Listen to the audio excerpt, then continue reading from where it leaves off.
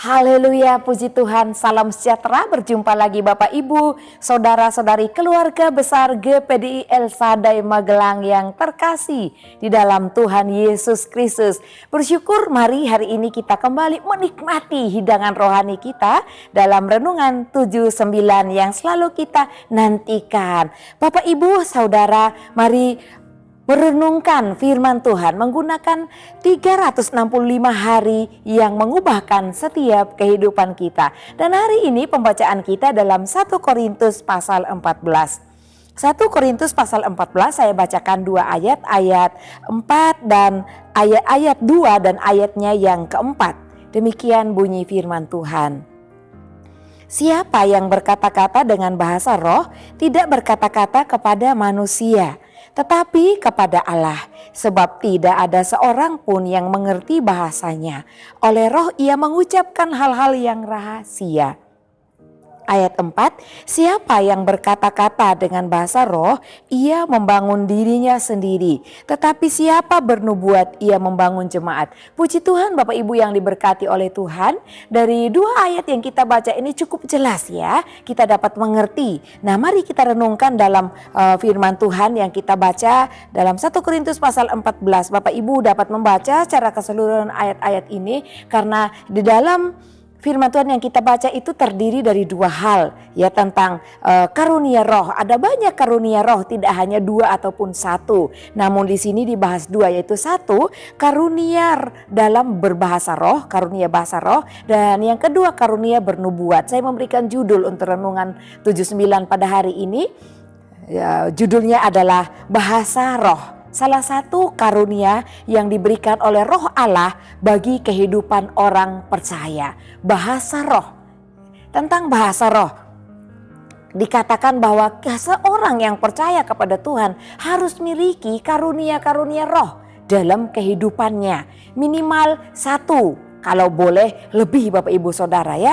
Oleh karena itu dalam ayat 1 dikatakan kejarlah kasih, dan selanjutnya kalau kasih itu dapat dikejar, nah karunia-karunia roh pun kita harus kejar. Dan di situ juga disambung dengan kata dan.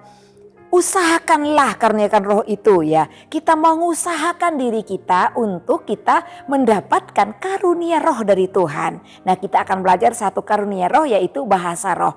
Bapak Ibu dalam bagian observasi 1 Korintus pasal 14 tentunya kita akan menemukan bahwa penulis firman Tuhan ini tidak lain adalah Rasul Paulus sendiri, dan tulisannya itu firman Tuhan yang dituliskan ditujukan kepada jemaat yang sudah dimenangkan untuk Kristus. Mereka adalah jemaat orang-orang yang sudah mengakui bahwa mereka percaya kepada Tuhan Yesus, dan Rasul Paulus menjelaskan tentang karunia-karunia roh, bahwa itu sangat penting menjadi bagian dalam kehidupan orang yang percaya.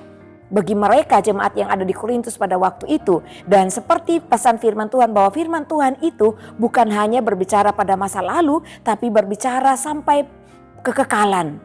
Oleh karena itu kita pun yang hidup di zaman sekarang ini juga harus mengalami hal-hal yang dituliskan dalam kebenaran firman Tuhan. Nah Bapak Ibu yang diberkati Tuhan, peristiwa ini adalah penjelasan dari Rasul Paulus kepada jemaat Korintus supaya mereka tidak menjadi jemaat atau orang Kristen yang biasa-biasa saja.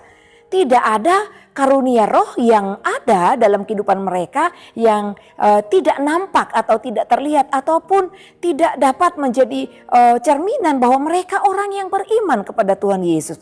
Oleh karena itu Bapak Ibu yang diberkati Tuhan, kita pun harus memiliki kerinduan ya, tanggapan kita terhadap firman Tuhan, meskipun nanti kita juga akan membahas dalam bagian aplikasi apa yang harus kita lakukan. Nah kerinduan Rasul Paulus terhadap jemaat Tuhan, mereka harus memiliki karunia roh. Dalam pasal 12 khususnya dalam 1 Korintus Bapak Ibu Saudara dapat melihat ada banyak sekali karunia-karunia roh. Satu roh tapi karunianya banyak dan dapat dia berikan kepada setiap orang percaya yang mau hidup di dalam Tuhan, yang mau hidup dipenuhi oleh Roh Kudus. Oleh karena itu kita akan masuk dalam bagian interpretasi dalam dua ayat yang sudah kita baca. Tentu Bapak Ibu sudah menemukan bagian interpretasi. Mari kita samakan, kalaupun berbeda tidak masalah. Karena setiap firman Tuhan yang kita baca, Tuhan memberikan rema yang banyak. Firman Tuhan itu dalam maknanya, dalam artinya, dan kaya. Ya, oleh karena itu dalam bagian interpretasi yang pertama dalam ayat yang kedua ya, dikatakan bahwa orang yang berkata-kata dalam bahasa roh tidak berkata kepada manusia. Lalu kepada siapa? Dijelaskan dalam ayat 2. Tetapi orang yang berbicara dalam bahasa roh berbicara kepada Allah. Luar biasa Bapak Ibu Saudara ya. Siapa sih yang tidak ingin berbicara kepada Allah? Tentu semua kita ingin berbicara kepada Allah.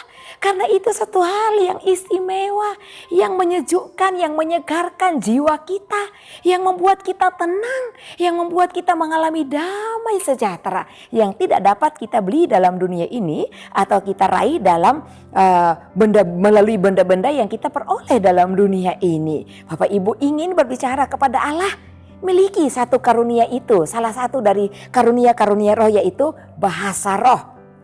Nah, Bapak Ibu yang diberkati Tuhan, dikatakan bahwa ketika kita berbicara dalam bahasa roh, berbicara kepada siapa Bapak Ibu Saudara? Kepada Allah sendiri. Dan dikatakan oleh roh mengucapkan hal-hal yang rahasia. Hal-hal yang rahasia antara kita kepada Allah. Kita mengucapkan kata-kata yang rahasia kepada Allah. Jadi orang yang merasakan dampak dari apa yang diucapkan, ya orang tersebut dirinya sendiri. Kalau Bapak Ibu berbicara, berdoa, menyembah Tuhan, tiba-tiba mendapatkan karunia roh, dapat berbahasa roh. Ketika Bapak Ibu mengatakan bahasa roh itu, ya roh kita menyatu dengan roh Allah. Dan kita sendiri yang dapat merasakannya. Orang lain yang mendengar mungkin tidak merasakannya karena bukan dia yang berbicara dengan Allah. Kita sedang berbicara dengan Allah dan mengucapkan hal-hal yang rahasia. Oleh karena itu Bapak Ibu, firman Tuhan juga mengajarkan supaya kita juga dapat mengetahui apa arti yang kita ucapkan. Kita dapat berdoa supaya Tuhan juga memberikan karunia roh, yaitu menafsirkan bahasa roh. Sehingga apa yang kita ucapkan kita bisa mengetahui artinya. Namun meskipun mungkin kita belum menerima karunia menafsirkan bahasa roh, kita belum mengerti arti yang kata-kata yang kita ucapkan, namun ada damai sejahtera yang kita alami ketika kita berbicara dalam bahasa roh, berbicara dengan Allah, mengucapkan ucapan-ucapan kata-kata yang rahasia. Dan interpretasi yang kedua dalam ayatnya yang keempat juga kita melihat kebenaran firman Tuhan bahwa orang yang berkata-kata dalam bahasa roh membangun dirinya sendiri. Ini menjelaskan ayat yang kita lihat dalam ayat yang kedua. Mengapa orang itu mengucapkan oleh roh Bapak Ibu Saudara ya, bukan keinginan kita diri kita sendiri yang mengucapkan kata-kata yang rahasia kepada Allah, tapi itu dilakukan oleh roh Allah sendiri, Roh Kudus. Kenapa kata-katanya bersifat rahasia kita dengan Allah? Karena dikatakan membangun diri kita sendiri. Oleh karena itu orang yang mendapat bahasa roh, karunia yang dilakukan, dikerjakan, diberikan oleh Roh Kudus yaitu Roh Allah dalam diri seorang yang percaya. Ketika dia mengucapkan mungkin dalam ibadah, ketika dia berdoa secara pribadi, dia menyembah, tapi dia bersatu merasakan hadirat Allah, bersatu dengan Roh Allah, dia dapat mengucapkan bahasa roh. Artinya dia sedang membangun dirinya sendiri, membangun kerohaniannya, membangun kekuatan imannya di dalam Tuhan. Karena iman juga adalah salah satu karunia roh yang roh Allah itu berikan dalam kehidupan kita orang yang percaya. Nah, imannya semakin dikuatkan sebab dengan membangun diri sendiri lewat hubungan kita dengan Allah, berbicara dengan Allah dengan kata-kata yang rahasia, hidup kita, kerohanian kita diperkokoh. Semakin kuat, kita akan terus semakin haus dan mencari Allah. Dan dikatakan selain membangun diri sendiri, maka juga dikatakan interpretasi yang lain ya. Dikatakan bahwa bahasa roh adalah salah satu tanda kita dipenuhi Roh Kudus. Yesus menginginkan agar setiap orang percaya dipenuhi oleh Roh Kudus. tanda-tanda kita dipenuhi Roh Kudus? Ya ada karunia-karunia roh dalam hidup kita. Salah satunya berbahasa roh. Bapak Ibu, banyak orang yang berkata ya setiap denominasi itu punya liturgi, punya aturan sendiri-sendiri. Dan ada gereja-gereja yang juga tidak menekankan orang itu mendapatkan bahasa roh. Namun Bapak Ibu, jangan kita abaikan hal ini. Karena istimewanya dalam kehidupan kita, ketika kita dapat berkata-kata dalam bahasa roh, ingat ayat 2 dan 4, dikatakan kita berbicara dengan Allah. Dan kita sedang membangun kerohanian kita, membangun hubungan diri kita dengan Allah sendiri. Dan tentunya membangun hubungan spiritual kita dengan Tuhan. Dan mari Bapak Ibu yang diberkati Tuhan, di ayat 22 kalau kita baca ke bawah ya ayatnya dalam 1 Korintus pasal 14, bahwa orang yang berbicara dalam bahasa roh itu adalah salah satu tanda dipenuhi Roh Kudus. Lalu bagian aplikasi yang saya, Bapak Ibu Saudara sekalian harus lakukan dalam kehidupan kita sepanjang hidup kita di dunia ini. Nah, oleh karena itu Bapak Ibu, mari seperti ayat 1 pesan firman Tuhan, kejarlah kasih. Dan bukan hanya kasih yang dikejar, dikatakan dan usahakanlah dirimu memperoleh karunia roh. Bukan hanya satu karunia roh, tapi kita sedang belajar salah satu karunia roh, yaitu bahasa roh. Usahakan, mari kita usahakan, kita kejar sampai kita mendapatkan bahasa roh itu. Kita memperoleh karunia-karunia roh. Salah satunya adalah bahasa roh. Karena kita dapat berkomunikasi dengan Allah dan dapat membangun diri kita sendiri, membangun kerohanian kita, iman kita ya pada Tuhan sendiri. Oleh karena itu Bapak Ibu yang diberkati Tuhan, mari kita terus tingkatkan hubungan pribadi kita kepada Tuhan supaya hidup kita dibangun, kerohanian kita dibangun. Dan juga hubungan kita dengan Tuhan terpelihara sempurna.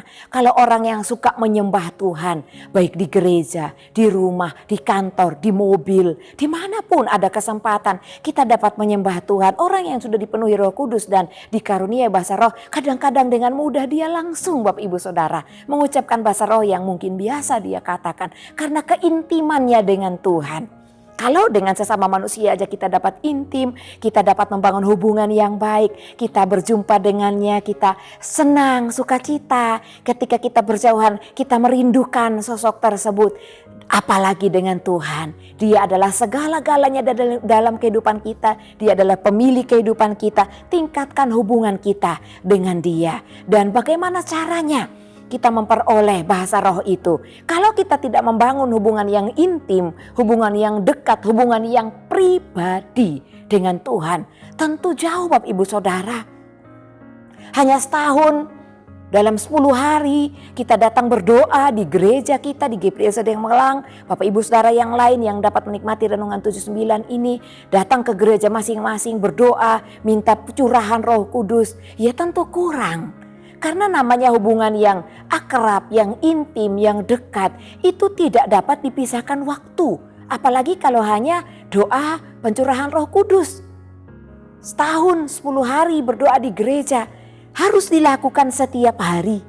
Mencari Tuhan, membangun hubungan yang dekat dengan Tuhan, maka Roh Allah itu pun akan memberikan karunia-Nya bagi kita. Salah satu yaitu karunia dapat berbahasa roh. Oleh karena itu, mari Bapak Ibu gunakan kesempatan dan waktu-waktu di mana kita masih diberikan kesempatan untuk menikmati hidup di dunia ini oleh Tuhan. Tuhan Yesus memberkati.